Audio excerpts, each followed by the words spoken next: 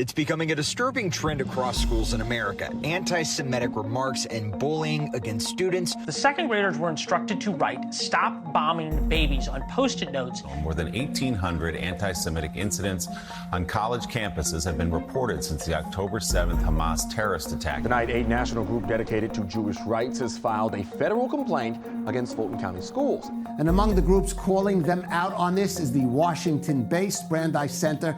Kim Marcus is with us, founder and chairman of the Brandeis Center for Human Rights Under the Law. Rachel Lerman is senior counsel at the Brandeis Center, an organization which represented a student. And he joins me now. Rory, thanks for being here. Mr. Marcus, thanks for being with us this morning. Many of the folks who are engaged in the hostilities on campus are not interested in having a dialogue about how to resolve this conflict. What we're seeing is the resurgence of an age-old hatred. These activists don't praise escalations of war. Human rights activists don't support attacks on civilian populations. And after October 7th, honestly, our phone just rang off the hook with parents calling us in distress about what was going on in their children's schools. Anti-Semitism in particular is sometimes difficult to recognize when it manifests. He was subjected to degrading and vile anti-Semitic comments, sometimes daily and multiple times a day. Today, Jewish parents have to consider whether or not the university they go to is going to keep them safe and take seriously their responsibility to combat anti-Semitism on campus.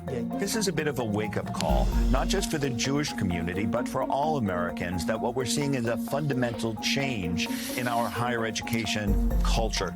A survey done by the Brandeis Center showed that over half of Jewish university students who are active in Jewish organizations feel the need to hide who they are on American campuses. I've been publicly defamed, followed out of stores, and directly threatened with my kids in tow, all because I refuse to allow a school district to bully Jewish children. It doesn't matter, right? No matter how many times society may try and knock the Jews down, the Jews are the most resilient people in history.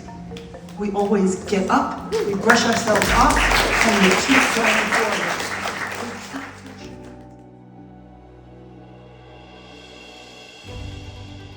We are allies with the Brandeis Center and have been for years in the fight to protect the rights of Jewish students, and what a wonderful job the Brandeis Center does in that respect.